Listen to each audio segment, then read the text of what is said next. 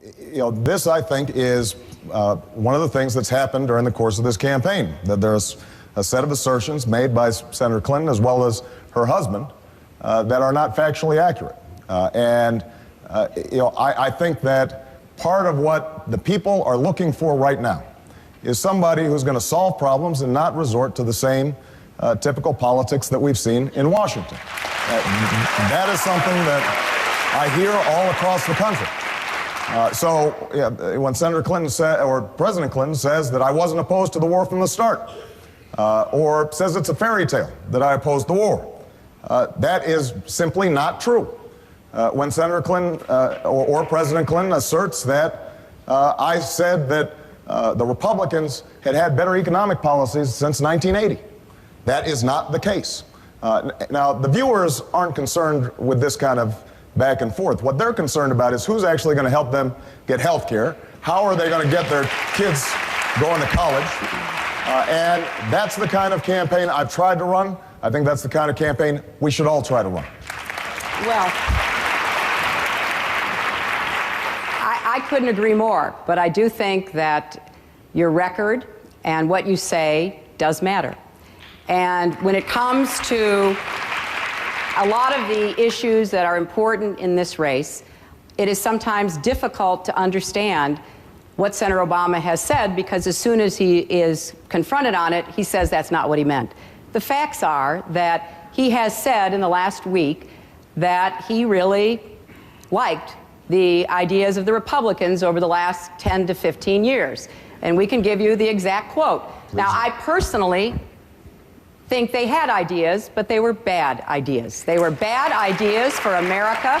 They were ideas like privatizing Social Security, like moving back from a balanced budget and a surplus to deficit and debt.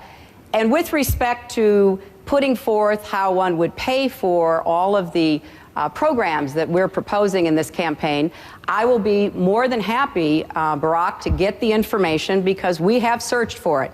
You have a lot of money that you want to put into foreign aid, a very worthy program. There is no evidence from your website, from your speeches, as to how you would pay for it.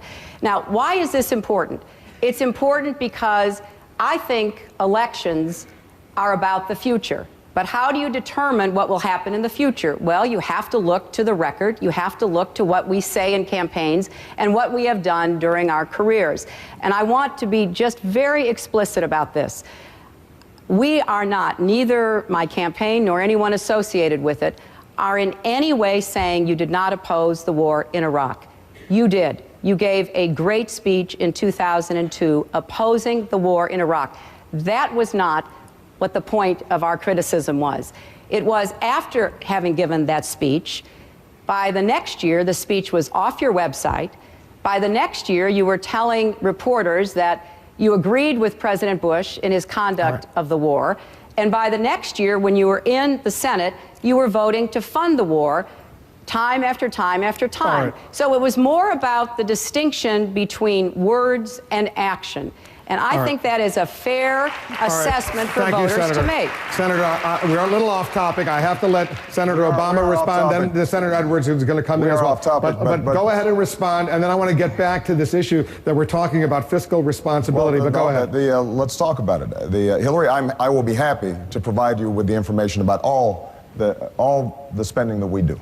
Now, let's talk about Ronald Reagan. What you just repeated here today is patent. Wait, no, Hillary, you just spoke. I did not say anything about Ronald Reagan. You said two things. You talked about admiring Ronald Reagan, and you talked about the ideas of the Republicans. I didn't talk about Ronald Reagan. We just had the tape. You just said that I complimented the Republican ideas. That is not true. What I said, and I will provide you with a quote. What I said is that Ronald Reagan was a transformative political figure because he was able to get Democrats to vote against their economic interests, to form a majority, to push through their agenda, an agenda that I objected to, because while I was working on those streets, watching those folks see their jobs shipped overseas, you were a corporate lawyer sitting on the board of Walmart. I was fighting these fights. I was fighting these fights. But I want to be clear. So I want to be clear. What I said had nothing to do with their policies. I spent a lifetime fighting against Ronald Reagan's policies. But what I did say is that we have to be thinking in the same transformative way about our democratic agenda, we've got to appeal to independents and Republicans in order to build a working majority to move an agenda forward. That is what I said. Now, you can dispute that, but let me finish. Hillary, you went on for 2 minutes. Let me finish. The irony of this is that you provided much more fulsome praise of Ronald Reagan in a book by Tom Brokaw that's being published right now, as did Bill Clinton in the past. So these are the kinds of political games that we are accustomed to. I'm sorry. Well, wait a minute. Just a minute. Senator Edwards, let them wrap up, and then I'm going to come to you. I just want to clarify. I want to clarify the record. Wait a minute. Wait a second, Senator Edwards, hold on. There has been a specific charge leveled against Hillary Clinton, Yes. so she can respond. Then I'll bring in Senator Edwards. I just want to be sure. I still haven't addressed what you said about Iran, which We got a also long was time to go. factual. You'll have a good Well, opportunity. We're just getting warmed up. Now, I just want to be clear about this. In an editorial board with the Reno newspaper, you said two different things because I have read the transcript. You talked about Ronald Reagan being a transformative political leader. I did not mention his name. Your husband did. Well, I'm here. He's not. Okay, well, I can't tell who I'm running against sometimes. I think we both have very passionate and committed spouses who stand up for us, and I'm proud of that. But you also talked about the Republicans having ideas over the last 10 to 15 I didn't years. say they were good ones.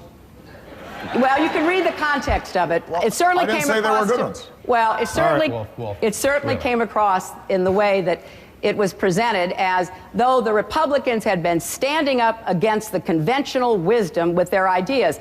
I'm just reacting to the fact, yes, they did have ideas, and they were bad ideas, bad for America. And I was fighting against those ideas when you were practicing law and representing your contributor, Resco, in his slum landlord business in inner city Chicago. Hold on 1 second. Hold on. All right, Senator Edwards has been remarkably patient during this exchange, and I want him. I don't know if you want to get involved in this, Senator Edwards.